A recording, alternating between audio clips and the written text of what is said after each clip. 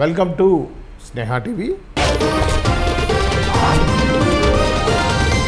అయోధ్య రామ మందిరం ఈ పదం తెలియనటువంటి ఇండియన్ వరల్డ్ వైడ్గా ఎక్కడ కూడా కనిపించరు అనుకోవడంలో అతిశయోక్తి కాదు.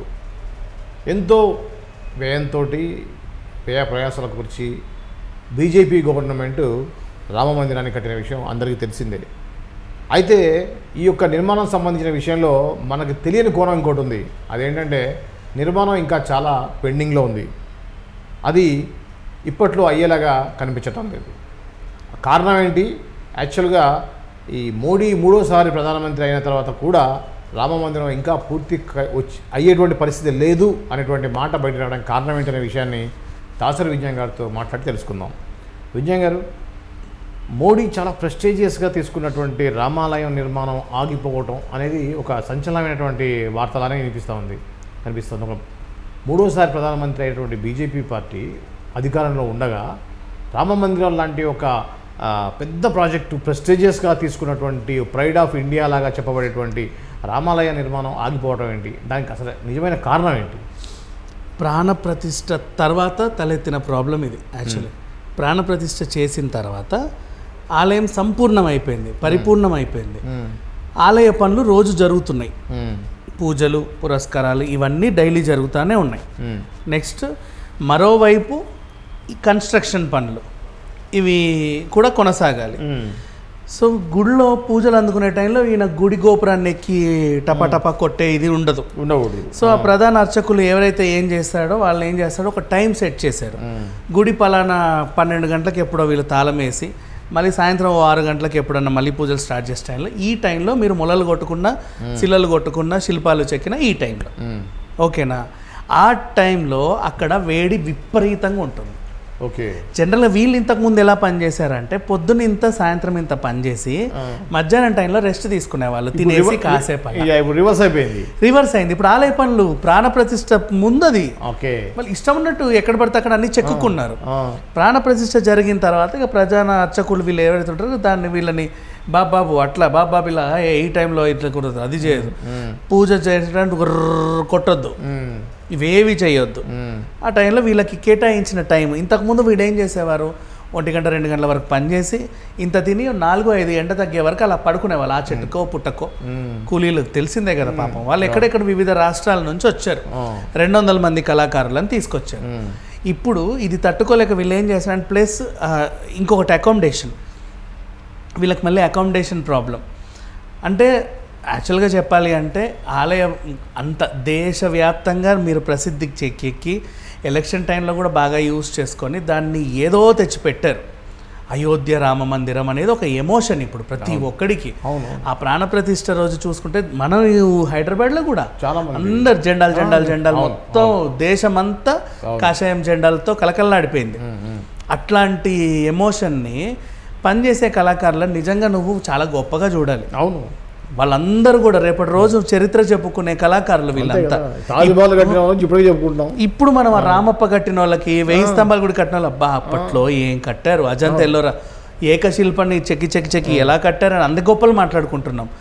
బావి నీళ్ళ బావి గురించి మాట్లాడుకుంటున్నాం, మెట్ల బావి గురించి ఎంత లోపలికి ఎలా తవ్వారు, ఈ గుహలు ఎంత బాగా నిర్మించారు. సో అప్పటి కళాకారులు ఇప్పుడు లేకుండా ఆ బ్లడ్కి సంబంధించిన కొంతమంది కళాకారులు ఇప్పటి వరకు ఉన్నారు. గౌరవించాలి వాళ్ళకి. నువ్వు ఇంకా మంచి నువ్వు స్టార్ రేంజ్ హోటల్ ఇవ్వు. ఇప్పుడు నువ్వు అయోధ్య ప్రాణప్రతిష్ఠ చేసినప్పటి నుంచి ఇప్పటివరకు ఎన్ని స్టార్ హోటల్స్ వచ్చాయో తెలుసా? బోలెడన్ని వచ్చాయి. వీళ్ళకి ప్రభుత్వం తరఫున మంచి అకామిడేషన్, మంచి ఫుడ్, ఒక పర్టికులర్ టైం ఇస్తే వీళ్ళు ఆ టైంలో చేసుకుంటారు. తర్వాత మీ ఆలయ పనులు కూడా చేసుకోండి, ఒక షెడ్యూల్ పెట్టుకోండి. క్లైమేట్ సహకరించలేదా పాపం వాళ్ళని వదిలేయండి. ఆ రోజు గౌరవార్థం వాళ్ళని అలాగే కూర్చోపెట్టండి. ఎందుకంటే ఆ టెంపుల్ని చెక్కి ఈరోజు మీరు అందరు ఇట్లా అనేవన్నీ ఆ చేతులు చెక్కినవే. అంతే కదా. ఇట్లా దర్శనం చేసుకుంటూ వెళ్తుంటే ఏ విగ్రహం కనిపడి ఇట్లా అనుకుంటూ వెళ్తూ ఉంటాం, అవునా? అవన్నీ వీళ్ళు చెక్కినవే కదా.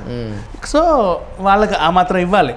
ఏదో నువ్వు కన్స్ట్రక్షన్ పనిలో కాంట్రాక్ట్ కూలీలకు ఇచ్చినట్టుగా వచ్చి అయిందా పని, బాబా కసపా మొలల తర్వాత కొట్టుకున్నాను పూజ అవుతుంటే ఏం కనబడట్లేదా, ఇట్లాంటివన్నీ చేసేసరికి సో వీళ్ళు కూడా సగం కన్స్ట్రక్షన్లో ఉండగా ప్రాణప్రతిష్ఠ చేశారండి. అది ఇప్పుడు ఇబ్బంది అయింది. అది రెండు కాదు, వాళ్ళు ఒక మంచి ముహూర్తం అనుకున్నారు. ఆ ముహూర్తంకి అది ఫినిష్ చేయకపోవడం కూడా ఎల్ఎన్టీ లోపమే. ఎల్ఎన్టీ ఇప్పుడు చూసుకునేది నిజానికి కూడా దాని మీద ఒక పెద్ద విమర్శ వచ్చింది ఆ సమయంలో. యాక్చువల్గా ఆ టైం కంటే దాని తర్వాత చేయాల్సింది, ఎలక్షన్స్ ఉన్నాయి కాబట్టి ఎలక్షన్లకి బీజేపీ ఒక మైలేజ్ రావాలనే ఉద్దేశంతో అడ్వాన్స్గా చేశారు అనేది కూడా ఒక కామెంట్ వచ్చింది. అయితే ఇది ఏదైనా ఆలయం పరిపూర్ణంగా అయిన తర్వాత అన్నీ చూసుకొని గుడి గోపురము ప్రాకారము అవి ఇవి చుట్టు ప్రాకారం అన్నీ చూసిన తర్వాత ఓకే ఇప్పుడు నేను ప్రాణప్రతిష్ఠ చేసుకోవచ్చు. నెంబర్ 1. కొన్ని గుళ్ళకి ఏంటంటే విగ్రహం పెద్దగా ఉంటే తేవడం ఇబ్బంది కాబట్టి గోపురం సగం నిర్మాణంలో ఉండగా పెట్టి తర్వాత పూర్తి చేస్తారు.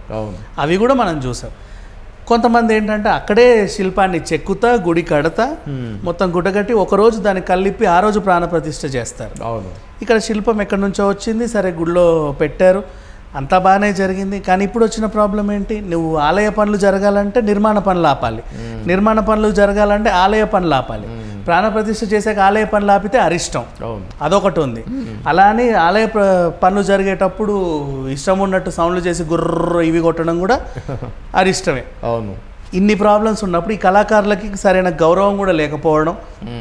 నృపేష్ అంట మిశ్రా ఆయన చూసుకుంటుండు టెంపుల్కి, అయితే ఈయన కూడా వాళ్ళకి సరిగ్గా వాల్యూ ఇవ్వకపోవడం, ఎల్ఎన్టీ సంస్థని పోక్ చేయడం, ఏడు మీ కళాకారులు లేరు తీసుకురండి. ఆయన ఏం చేస్తాడు, ఎల్ఎన్టీ ఎక్కడెక్కడి నుంచో ఎతికైతే తెచ్చారు. వాళ్ళందరూ ఏం చేస్తాంలే వద్దులేరా బాబు ఏదో ఇంటికి వెళ్ళి అక్కడే చేసుకుందని వాళ్ళందరూ వెళ్ళిపోయారు.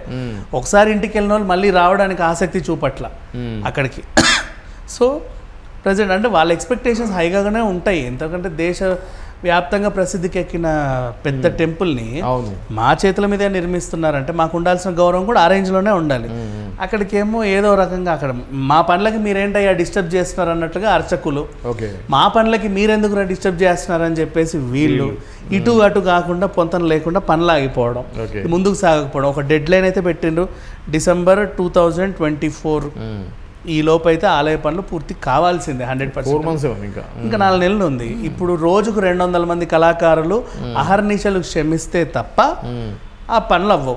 ఇప్పుడేమో వెళ్ళిన కూలీలు రాని పరిస్థితి. ఇలా కూలీలు వీళ్ళు అంటున్నారు కానీ కూలీలు అనకూడదు, వీళ్ళంతా కళాకారులు, శిల్పాలు చెక్కే మహా కళాకారులు, శిల్పులు. ఇప్పుడు మనం ఓ విగ్రహం చూస్తాం, దాని వాల్యూ 10 రూపాయలు ఉన్నా 100 రూపాయలు ఉన్నా కూడా దాని వెనకాల వాళ్ళ కష్టం ఎంత ఉంటుందో. అచ్చు ఇప్పుడు వినాయకుడి విగ్రహాలు కూడా అచ్చు వేస్తారులే, దానిదే ఉందంట. ఆ అచ్చు తయారు చేయడం కూడా ఇంపార్టెంటేగా, అంత నీట్గా. మరి వీళ్ళకే తెలుసు ఏ డీటెయిలింగ్ మిస్ అవ్వకుండా ఎక్కడ ఏం చేయకుండా అంత నీట్గా చేసే శిల్పులు వీళ్ళంతా. వీళ్ళకి సరైన గౌరవం ఇచ్చి సరైన టైం కేటాయిస్తూ, అలానే అర్చకులను కూడా అగౌరవపరచకుండా వాళ్ళకి ఒక టైం కేటాయిస్తూ స్లోగా చేసుకొని ఎక్కువ లేబర్ని తెచ్చుకుంటే మేబీ త్వరగా అయ్యే పరిస్థితి అయితే ఉంది. బట్ ప్రజెంట్ అయితే అటు ఇటు కానీ సిచ్యువేషన్లో సందిగ్ధంలో ఉంది పరిస్థితి. Okay right. ఇది అండి ఏదైతే అయోధ్య రామ మందిర నిర్మాణ పనులు తాత్కాలికంగా ఆగిపోయాయి అని తెలుస్తుంది. దీని మీద ఖచ్చితంగా ఈ యొక్క కేంద్ర ప్రభుత్వం చాలా సీరియస్గానే ఉంటుందని చెప్పేసి అనుకోవచ్చు. కాకపోతే కాంట్రాక్ట్ కూడా తీసుకుంది ఎవరో కాదు, ఎల్ఎన్టీ సంస్థ బాధ్యత అది కంప్లీట్ చేయడం ఇన్ టైంలో. చూద్దాం మరి ఏం జరుగుతుందో. అంతవరకు చూస్తూనే ఉండండి Sneha TV. Please like, share and subscribe Sneha TV.